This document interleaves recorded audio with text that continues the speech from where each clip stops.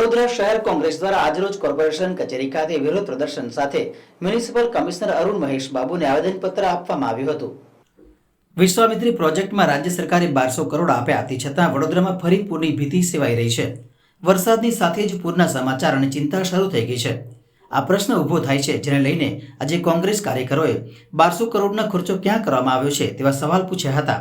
શું ખરેખર નદીની યોગ્ય સફાઈ થઈ હતી તેમ પૂછતા વિશ્વામિત્રી નદીને ઊંડીને પહોળી કરવાની કામગીરી પર પ્રશ્નો ઉઠાવ્યા હતા। તો પ્રજાના વેરાના 1200 કરોડ પાણીમાં ગયા હોવાના આક્ષેપ કર્યા હતા। આટલા કરોડો રૂપિયાનું શું થયું? સત્તાધીશો આજે જવાબ આપતા કેમ ટાળી રહ્યા છે? આમાં જવાબદારી કોની? વિકાસના વાયદા પર જો ભ્રષ્ટાચાર છવાઈ જાય તો તેનું પરિણામ આમ જ આવે। ત્યારે વડોદરા વિશ્વામિત્રી ભ્રષ્ટાચાર પૂર 2025 ખુલ્લું પાડવા આજે કોંગ્રેસ કાર્યકર વડોદરા મહાનગરપાલિકાની વડી કચેરી ખાતે પહોંચ્યા હતા।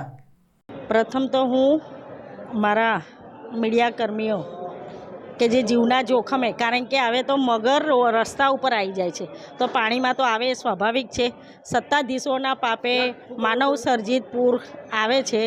વગર વિશ્વામિત્રી વગર પૂરનું સંકટ એ વડોદરા શહેરમાં પસાપાર્કમાં રહેતા લોકો હોય કે કોયલીમાં રહેતા હોય, કરોડિયામાં રહેતા હોય કે પછી આ જાંબુઆમાં રહેતા હોય, ગોરવામાં રહેતા હોય, તમામના ત્યાં પાણીના વિકટ પરિસ્થિતિનો સામનો કરવો પડ્યો છે। ગત વર્ષે જ્યારે સીએમ ને ગૃહ રાજ્યમંત્રી આવ્યા, એમણે એવું કીધું કે અમે 1200 કરોડ રૂપિયાનું પેકેજ વડોદરા શહેર માટે જાહેર કર્યું અને એની વાહવાહી લૂંટી।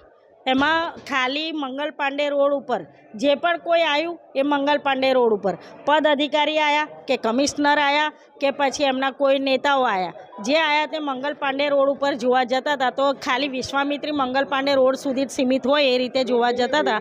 તો આજે વડોદરા શહેરની વેદનાને વાચા આપવા માટે કે તમે જો 12 મહિના ઊંઘી ના ગયા હોત, કુંભકર્ણની નિંદ્રામાં સૂતેલા ના હોત, તો આજે આ જે સામનો તમારા વોટર્સોએ કર્યો છે, બીજેપીના સિક્યોર વોટર્સ છે, એમણે આ સામનો કર્યો છે અને લોકોએ હવે કહેવું પડ્યું કે ભાજપને મત આપ્યો એ અમારી ભૂલ હતી, એવું લોકોએ કહેવું પડ્યું। એના લીધે થઈને અમે કમિશનરની જોડે 1200 રૂપિયાનું પેકેજ હતું, 1200 કરોડનું પેકેજ હતું, એમાંથી કેટલા રૂપિયા વપરાયા અને એમાંથી કઈ કઈ કામગીરી કરી, તો આજે લોકોને એનાથી રાહત મળવી જોઈએ, એના કરતાં પરિસ્થિતિ એની એ રહી।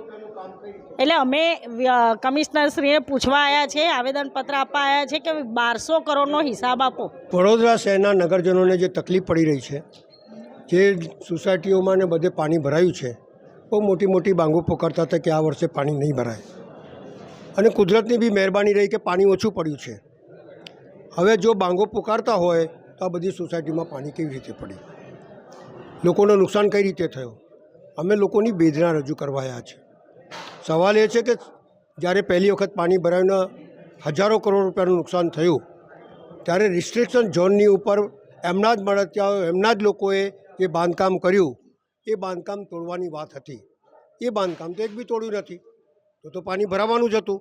સવાલ એ છે કે ગરીબોની ઝોપડપટ્ટી તોડી નાખો છો, માલે તુજારોને હાથ લગાવવાની બી ડર લાગે છે। કમિશનરને મેં જે જગ્યાથી તોડવાનું હતું, જ્યાંથી પાણી નીકળી શકે એ તમામ વિગતો આપી છે, પણ કોઈ કામ નહીં। એમના સત્તા પર બેઠેલા લોકો એમને લાગે ત્યાં તોડાવે, પણ જ્યાં ખરેખર વડોદરા શહેરના નગરજનોને તકલીફ પડે છે એ બાંધકામો તોડાવતા નથી અથવા એ એન્ક્રોચમેન્ટ ખસેડતા નથી। એટલે આ વડોદરા શહેરમાં પાણી ભરાયું છે, રિસ્ટ્રિક્શન ઝોનમાં તમારા મળતિયાઓને કેમ નથી હટાવતા, પહેલો પ્રશ્ન આવે છે। જે નુકસાન થયું એ ગયા વખત થયું, એના પહેલાં થયું, આની ભરપાઈ કોણ કરશે? સરકાર બાંગા પોકારવાનું બંધ કરો અને ખરેખર તો તમારા મળતિયા જે લોકો છે, જે લોકોએ એન્ક્રોચમેન્ટ કર્યું છે એને હટાવો। આ વડોદરા શહેરને ખડોદરા બનાવી દીધું છે, મગરો ફરતા થઈ ગયા છે, ખાડાઓ પડતા થઈ ગયા છે। આ શહેરને શું બનાવી દીધું છે તમે લોકોએ? ટેક્સ વધારો છો, પણ ટેક્સમાં મારફતે જે લોકોને સેવા પહોંચવી જોઈએ એ કરતા નથી। એટલે લોકોની વેદના રજૂ કરવા આવ્યા છે અમે લોકો। આ મગર કઈ રીતે ફરે છે, પાણી કઈ રીતે ભરાયું, ફક્ત ને ફક્ત મોટી વાતો કરીને મોટા પ્રમાણમાં ભ્રષ્ટાચાર કરવા સિવાય બીજું કશું દેખાતું નથી।